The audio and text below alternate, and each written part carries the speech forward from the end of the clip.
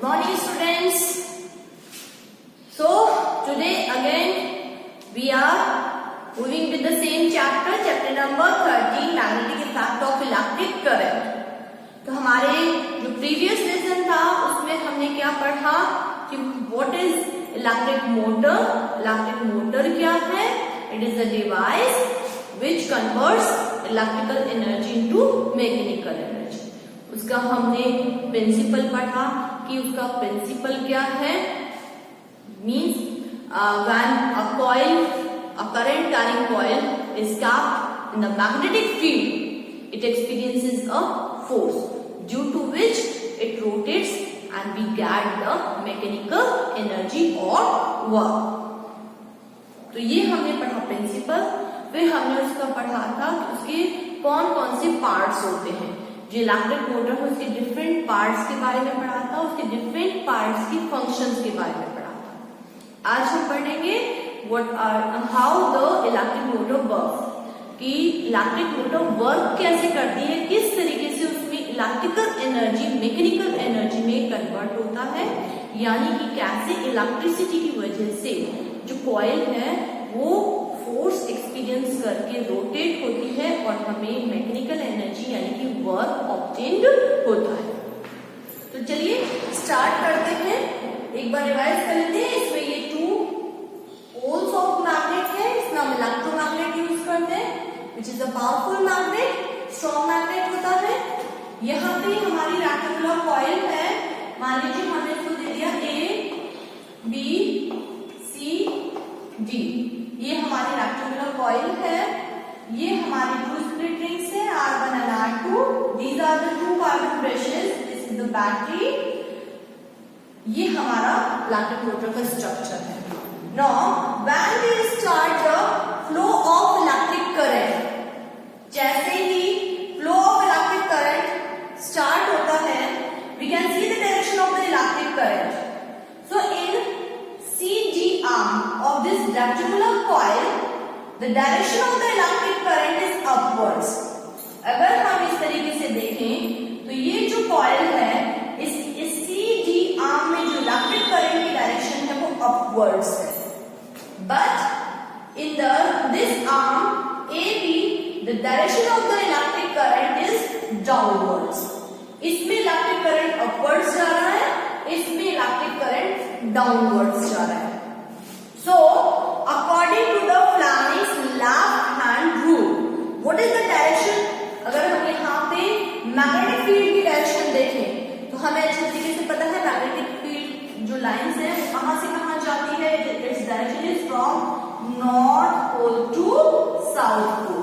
तो ये इसकी मैग्नेटिक फील्ड की डायरेक्शन है, from north pole to south pole.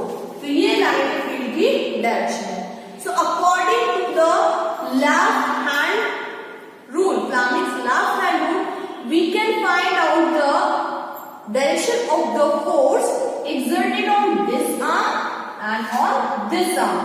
तो अगर हम ये देखें कि ये मैग्नेटिक फील्ड की डायरेक्शन है जो कि हमें दिखाई दे रही है मैग्नेटिक फील्ड की डायरेक्शन है.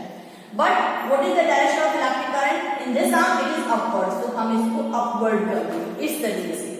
ये मैग्नेटिक फील्ड की डायरेक्शन है जो अभी हमने डिसाइड की. इस आर्म के लिए इलेक्ट्रिक करंट की डायरेक्शन अपवर्ड्स है. So you can see the direction of the force और the direction of the motion of this arm, कि इस आर्म पर किस डायरेक्शन में फोर्स एक्सर्ट होगा या ये किस डायरेक्शन में मूव करेगी. So it is obvious that direction of the force is inverse or into the board. हमने जब Fleming's left hand rule लगाया तो हमें पता चला कि इस आर्म पर जो फोर्स है वो इनवर्स लग रहा है, बोर्ड के अंदर की तरफ लग रहा है. इसका मतलब है जब इसमें फोर्स अंदर की तरफ लगेगा तो ये नीचे की तरफ मूव करेगी. Now come to this arm. इसमें भी मैग्नेटिक फील्ड की डायरेक्शन तो सेम है, but the direction of the electric current is downwards. अब मैग्नेटिक फील्ड की डायरेक्शन ये है, इलेक्ट्रिक करंट की direction downwards. And what is the direction of the force? That is outwards.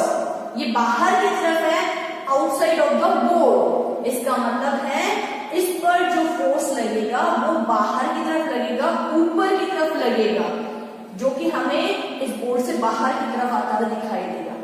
So what is the conclusion in this? On this arm the direction of the force is inwards, but on this arm the direction of the force is outwards. इस पे force नीचे लग रहा है, इस पे force ऊपर की तरफ लग रहा है, तो ये क्या करेगी? The coil will rotate. इसमें नीचे की तरफ फोर्स लगा, इसमें ऊपर की तरफ लगा, तो the coil will rotate. Coil क्या हो जाएगी? रोटेट हो जाएगी because of this force. Now after half the rotation, जैसे ही कॉइल रोटेट होगी, this AB arm will come to this side and this CD arm will come to this side. ये CD arm जैसे ये rotate करेगी, CD arm यहाँ आ जाएगी और ये AB arm यहाँ आ जाएगी. ठीक है. अब क्या हुआ कि जैसे AB arm यहाँ आ जाएगी, उस पर जो फोर्स अभी तक AB पर फोर्स ऊपर की तरफ लग रहा था, CD पे अंदर की तरफ लग रहा था, पर जैसे ही ये रोटेट हुई, AB यहाँ आ गई और CD यहाँ आ गई. अब इन पे जो फोर्स की डायरेक्शन है वो रिवर्स हो गई, AB पे जो फोर्स की डायरेक्शन है वो इनवर्स हो गई और CD पे जो है वो अपवर्ड्स हो गई. इसका मतलब है हाफ ऑफ द रोटेशन के बाद जैसे ये टर्न होगी, ये वापस नीचे जाएगी और ये वापस ऊपर आएगी. तो ये क्या हो जाएगा? पूरा का पूरा क्या हो जाएगा? इस सर्कुलर पाथ में रोटेट कर जाएगा. तो इस तरीके से क्या होता है, इस आर्म पर इनवर्स, इस आर्म पर आउटवर्ड्स, इस तरीके से हाफ द रोटेशन ये मूव करती है.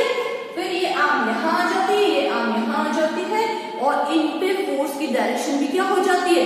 रिवर्स हो जाती है, जिसकी वजह से ये पूरे एक सर्कुलर पाथ में मूव कर जाती है. So this rotation continues and the coil continuously rotate in the same direction. ये इस तरीके से चलता रहता है, बार बार आर्म्स चेंज होती रहती है, उन पे फोर्स की डायरेक्शन चेंज होती रहती है और वो कंटिन्यूसली क्या होती जाती है? कॉइल रोटेट होती जाती है और इस रोटेशन की वजह से we get the mechanical work. Continuous जो हमारी मोटर है वो घूमती जा रही है एक सिंगल डायरेक्शन में और हमें क्या मिल रहा है?